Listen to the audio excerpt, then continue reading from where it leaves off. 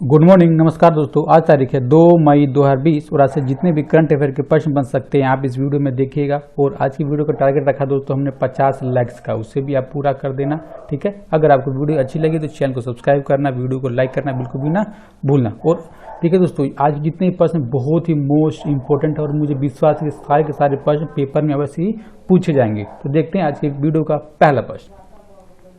Under which act in the country the lockdown was extend 2 weeks, यानी कि देश में किस अधिनियम के तहत लॉकडाउन 2 सप्ताह के लिए बढ़ाया गया था। ये अधिनियम है दोस्तों ऑप्शन नंबर डी, यानी कि आपदा प्रबंधन अधिनियम 2005 के तहत बढ़ाया गया है। अब देखिए कब तक रहेगा, तो 17 मई तक इस लॉकडाउन को बढ़ा देगा, ठीक है। अब देखिए इसी घोषणा किसने की, इसी घोषणा की गृह मंत्रालय यानी कि मिनिस्ट्री ऑफ होम अफेयर्स ने इसकी घोषणा की, ठीक है। अब देखिए दोस्तों, गृह मंत्रालय ने कुछ दिशा निर्देश जारी किए हैं। दिशा निर्देश कौन से हैं, तो इसमें उसने कहा है कि जो देश के जितने भी जिले हैं उसको 3 जोन में बांटा जाए। कौन कौन जोन है दोस्तों, तो रेड जोन, ग्रीन जोन और ऑरेंज जोन, ठीक है। अब हम जोनों को पहचानेंगे कैसे, इन जोनों को दोस्तों पहचानने के लिए जिन भी जिलों में पिछले 21 दिनों में कोरोना के कोई भी मामले यानी कोई मरीज सामने नहीं आया उसको ग्रीन जोन में रखेंगे। और रेड जोन में जहां पर बहुत ज्यादा मामले आ रहे हैं और कुछ दिनों में दोगुने तिगुने हो जा रहे हैं उसको रेड जोन में। और जो भी ऑरेंज जोन है बच गया उसको ऑरेंज जोन मान लीजिए, वहां पे मामले पहले से हैं लेकिन अब बढ़ नहीं रहे, ठीक है। अब देखिए दोस्तों, आप जानते हैं इस वीडियो को रिकॉर्ड करने तक, ठीक है, कि भारत में कितने केस हैं, वर्ल्ड में कितने केस हैं कोरोना वायरस के। देखिए दोस्तों, पहले वर्ल्ड में देखेंगे तो ग्लोबली केस है दोस्तों, जब तक वीडियो रिकॉर्ड हो रही है तो कंफर्म केस है 3.27 मिलियन व्यक्ति, ठीक है। रिकवर कितने हो गए, तो 1.02 मिलियन लोग रिकवर हो गए हैं और मर गए दोस्तों 2,34,000 लोग, ठीक है। अब भारत में क्या मामला है, तो भारत में दोस्तों संक्रमित लोग हैं 35,365, जिसमें से रिकवर हो गए 9,065 और मर गए दोस्तों यानी कि डेथ हो गया 1,152, ठीक है। अब देखिए भारत में किस किस राज्य में कौन कौन से हैं तो उसको देखते हैं। देखिए दोस्तों, जो आप लिस्ट देख रहे हैं, आप वीडियो रोकिए, आप सही से इसको देख लीजिएगा। तो टॉप पे कौन है, महाराष्ट्र, गुजरात, दिल्ली, मध्य प्रदेश टॉप पे चल रही है। यहाँ पे बहुत ज्यादा मामले आ रहे हैं कोरोना वायरस के, ओके। आप देखें दोस्तों, हम अगला प्रश्न। दोस्तों हमारी वीडियो को लाइक करें, सब्सक्राइब करें तथा बेल बटन दबाना बिल्कुल भी ना भूलें। Where is the India budget in term of transparency and accountability, यानी कि भारत बजट पारदर्शिता और जवाबदेही के मामले में किस स्थान पर, जिस स्थान पर दोस्तों ऑप्शन नंबर सी, यानी कि 53वें स्थान पर है भारत, ठीक है। अब देखिए इस आंकड़े को जारी कौन करता है, तो इस आंकड़े को जारी करता है दोस्तों ओपन बजट सर्वेक्षण, इसके अनुसार ही जारी किया गया। और इसमें टोटल देश रखे 117, जिसमें से भारत का स्थान है दोस्तों 53वां, ठीक है। अब देखिए ये किस हिसाब से चुनता है कि जैसे किस अंक पर रखा जाए। तो देखिए दोस्तों, हम एक उदाहरण लेते हैं कि जैसे हमारा पेपर होता है तो हमारा उसको 100 अंक दिया जाता है, इसमें से पास करने के लिए अंक रहता है हमारा 33, तो इसमें पास होने के लिए दोस्तों अंक रखा गया 45। अगर 45 है तो अब पास हो गए। तो भारत को कितने अंक मिले, तो 49 अंक मिले हैं भारत को 100 में से, ठीक है। अब देखिए ये तो 53 पे है, तो नंबर 1 कौन है, तो नंबर 1 दोस्तों न्यूजीलैंड, उसको 100 में से 87 अंक मिले हैं, ठीक है। आप देखते हैं दोस्तों हम अगला प्रश्न। Who become the most watched program in the world, यानी कि विश्व में सबसे ज्यादा देखे जाने वाला कार्यक्रम कौन सा बन गया। तो कार्यक्रम बन गया दोस्तों ऑप्शन नंबर, यानी कि रामायण बन गया है। ये कार्यक्रम विश्व में सबसे ज्यादा देखे जाने वाला। देखिए हम जान रहे हैं कि लॉकडाउन के दौरान इसको दोस्तों चालू किया गया है और ये रात के 9 बजे इसको दिखाया जाता है और बहुत ज्यादा लोग इसको देखते हैं। अब देखिए दोस्तों, ये रिकॉर्ड के बारे में जानते हैं। तो सबसे इंपोर्टेंट दोस्तों ये पूछा जाता है कि जो रामायण चल रहा है टीवी पर, ये कौन सा रामायण, तो दोस्तों ये वाल्मीकि रामायण है, यानी कि वाल्मीकि के द्वारा लिखा ये रामायण है, ठीक है। अब देखिए रिकॉर्ड कैसे बना, तो इसमें एक साथ 77 मिलियन लोग इसको एक दिन में इस प्रोग्राम को देखा है, ठीक है। अब देखा कब है, तो देखा दोस्तों पिछले महीने की 16 अप्रैल को रात 9 बजे, ठीक है। अब देखिए दोस्तों इस जो रामायण है ये कब इसको पहली बार प्रसारित किया गया था, इसको दोस्तों 1987 से लेकर 1988 के बीच पहली बार इसको प्रसारित किया गया था दोस्तों टीवी पर। और ये रामायण किसकी है दोस्तों, तो रामायण है रामानंद सागर की। पेपर में तो पूछा ही जाएगा, इसीलिए इसको आप सही से दोस्तों याद कर लीजिएगा, ओके। आप देखें दोस्तों अगला प्रश्न।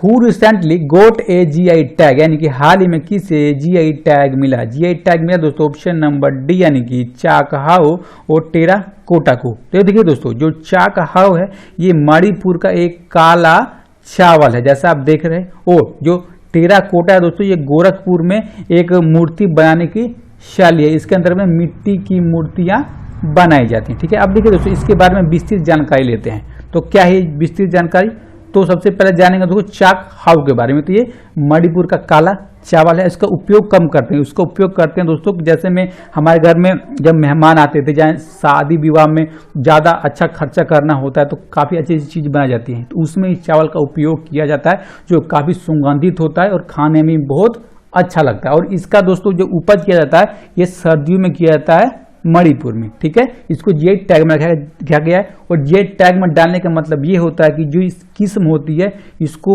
बहुत अच्छी तरह से बचाकर रखा जाए लोगों के द्वारा। ठीक है, इसको नष्ट ना किया जाए। ठीक है, अब तो हमने चाक खाव देख लिया। अब देखेंगे दोस्तों जो टेराकोटा ये है, जो टेराकोटा से मैंने आपको बताया कि इसके अंतर्गत में जो कुम्हार होता है ये मिट्टी के दोस्तों आकृतियां बनाता है, मूर्तियां बनाता है, कि इसकी घोड़े की, हाथी की, ऊंट, बकरी, बैल इत्यादि इत्यादि की इसमें मूर्तियां बनाई जाती है। ओके, अब देखते हैं दोस्तों अगला प्रश्न, when is international labour day celebrated, यानी कि अंतर्राष्ट्रीय श्रमिक दिवस कब मनाया जाता है। तो अंतर्राष्ट्रीय श्रमिक दिवस मनाया जाता है दोस्तों ऑप्शन नंबर सी, यानी कि वो 1 मई को हर साल मनाया जाता है।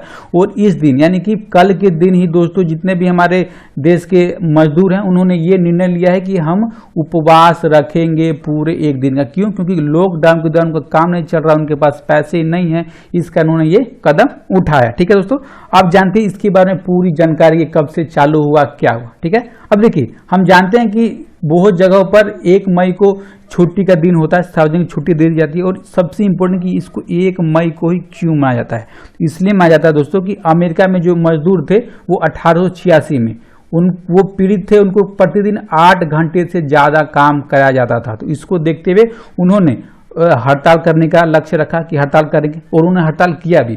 हड़ताल करने के दौरान वहाँ पे विस्फोट हो गया और हेमाकट स्क्वायर में दोस्तों जितने भी मजदूर थे उनकी मृत्यु होगी। तो उनको श्रद्धांजलि देने के लिए, उनको सम्मान के लिए 1 मई को मजदूर दिवस के रूप में घोषित किया गया है दोस्तों। ठीक है, देखते हैं अगला प्रश्न, Who was appointed as consultant of Google पे इंडिया, यानी कि गूगल पे इंडिया का सलाहकार किसे नियुक्त किया गया है। तो सलाहकार बनी है दोस्तों ऑप्शन नंबर ए, यानी कि शिखा शर्मा जी सलाहकार बनी है गूगल पे इंडिया की। जो गूगल पे है दोस्तों एक यूपीआई पेमेंट वाला ऐप है, इसके माध्यम से हम यूपीआई पेमेंट कर सकते हैं, किसी के पैसे ले सकते हैं, भेज सकते हैं, हम इम्पोर्टेंट रिचार्ज भी कर सकते हैं। अब देखिए 1 मई के दिन दोस्तों जो हमारे भारत के जितने भी मजदूर हैं उन्होंने ये निर्णय लिया है कि हम उपवास रखेंगे पूरे एक दिन का। उपवास क्यों? क्योंकि हमारे देश में लॉकडाउन लगा हुआ है और लॉकडाउन के दौरान उनके पास कोई सही पैसा नहीं और सरकार उनको सही से फायदा नहीं पहुंचा रही है, तो इसको देखते हुए उन्होंने ऐसा कदम उठाया। ठीक है,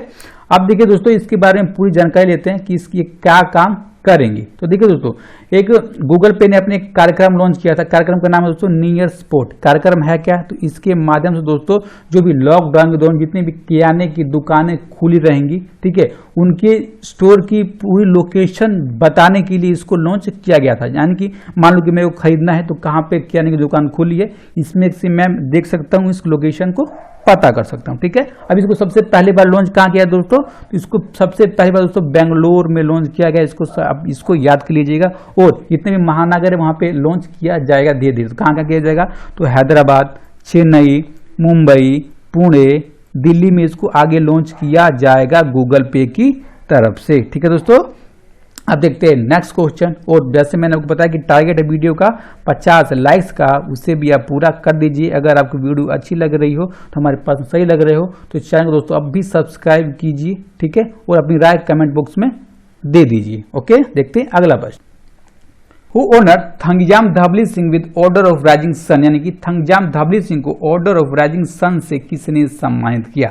सम्मानित किया दोस्तों ऑप्शन नंबर सी, यानी कि जापान सरकार ने इनको सम्मानित किया। जो आपको इमेज में दिख रहे हैं यही है थंगजाम धबलिंग सिंह जी। ओके दोस्तों, अब देखिए जापान इस अवार्ड को देता क्यों है? तो अवार्ड इसलिए देता है दोस्तों कि जो भी उसके जापान के अंतर्राष्ट्रीय संबंध की उपलब्धियां होगी उसको पूरे विश्व में बताने के लिए, उसकी संस्कृति को बढ़ाने के लिए, और इसके साथ साथ में पर्यावरण संरक्षण के विषय में भी काम करने के लिए व्यक्ति को ये अवार्ड दिया जाता है जापान सरकार की तरफ से। ठीक है, अब देखिए इसको चालू किसने किया? इसको चालू किया दोस्तों 1875 में जापान के पर्यटन के सम्राट थे मीजी, उन्होंने इसको चालू किया था। ठीक है, अब देखिए जो थंगजाम धबी सिंह ये पेशे से क्या है, यानी काम क्या करते हैं, तो काम करते हैं दोस्तों एक एलोपैथिक डॉक्टर हैं। एलोपैथिक डॉक्टर मतलब कि आमतौर पर हम कहते हैं जो इंग्लिश डॉक्टर होते हैं, ठीक है।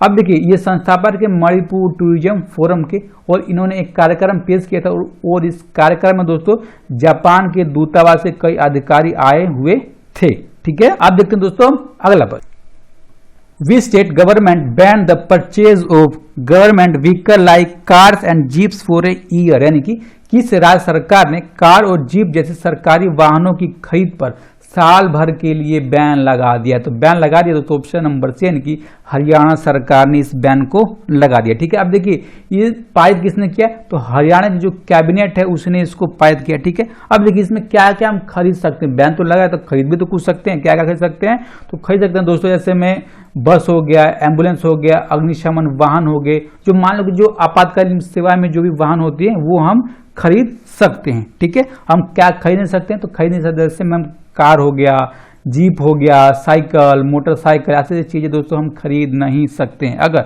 हमें जरूरत लगी इन चीजों का तो हम करेंगे क्या, तो हम लीज पर यानी कि हम दोस्तों हम किराए पर भी इसको ले सकते हैं अपने काम करने के लिए। और सरकार ने भी ऐसा कहा है कि हम 1 साल तक ये नहीं खरीदेंगे, हमको कोई सी भी जरूरत लग जाएगी तो, ठीक है। अब देखिए जो हरियाणा कैबिनेट है कि इस मंत्रिमंडल की दोस्तों अध्यक्षता किसने की, तो अध्यक्षता की दोस्तों प्रेजेंट टाइम के मुख्यमंत्री हरियाणा के मनोहर लाल खट्टर जी, उन्होंने इसकी अध्यक्षता की है। ओके, देखते हैं next question, who become the अंतरिम MD and CEO PNB housing finance limited, यानी कि पीएनबी हाउसिंग फाइनेंस लिमिटेड के अंतरिम एमडी और सीईओ कौन बने हैं दोस्तों, ऑप्शन नंबर डी यानी कि नीरज व्यास जी बने हैं, ठीक है। अब देखिए इनका कार्यकाल कब तक रहेगा, तो इनका कार्यकाल रहेगा दोस्तों 8 महीने के लिए इनको चुना गया है, ठीक है। अब देखिए जगह किसका लेंगे, जगह लेंगे दोस्तों संजय गुप्ता जी का। जो संजय गुप्ता हैं इनको दोस्तों कार्यकारी अधिकारी बना दिया गया है।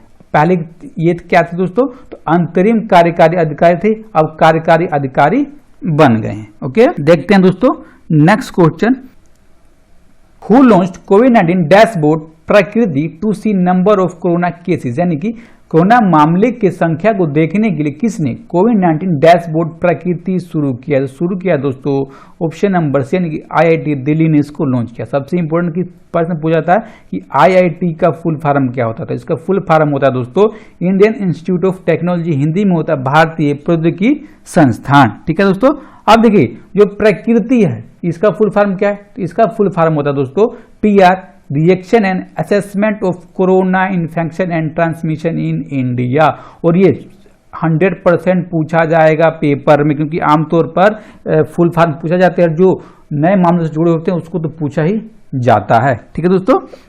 अब देखिए जो प्रकृति एक डैशबोर्ड है काम क्या करता है, एक काम करेगा दोस्तों जितने भी कोविड-19 यानी कोरोना वायरस के जितने भी देश में मामले आएंगे उसको राज्यवार और जिलेवार उसमें संख्या बताई जाएगी। पहले हमको दोस्तों जिले आमतौर पर नहीं दिखते थे, इसमें जिले भी दिखाए जाएंगे, ठीक है। और सबसे इंपोर्टेंट जो पेपर में पूछा जाएगा इससे रिलेटेड प्रश्न क्या है, तो आईआईटी दिल्ली के निदेशक कौन है टाइम पे दोस्तों, वी रामगोपाल राव जी। और आईआईटी दिल्ली की स्थापना कब हुई थी, 1961 में इसकी स्थापना हुई थी। आपने फुल फॉर्म तो देख ही लिया।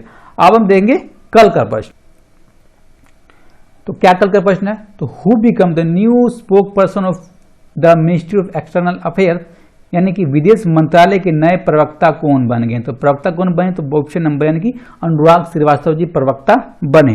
अब देखो दोस्तों मुझे खेद के साथ कहना पड़ रहा है कि बस विजय कुमार जो रोज जवाब देते हैं इनको छोड़कर किसी ने भी सही जवाब नहीं दिया है, ठीक है। नाम नहीं देता हूं कि इसने जवाब गलत दिया है, तो गलत दिया दोस्तों अमित मलिक, सौरभ राजपूत, प्रीति सिंह, संजय मालव और बकलोल बाबा। सही जवाब दिया है विजय कुमार जी ने, ठीक है दोस्तों।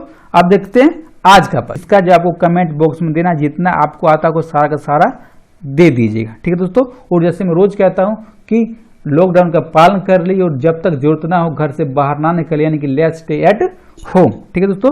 और मुझे विश्वास है आपकी वीडियो अच्छी लगी होगी, इसीलिए आपको चैनल को सब्सक्राइब कीजिए और वीडियो को लाइक करना बिल्कुल भी ना भूलिए, ठीक है। और अपना और अपने का ख्याल रखिए, अपने परिवार का ख्याल रखिए। धन्यवाद।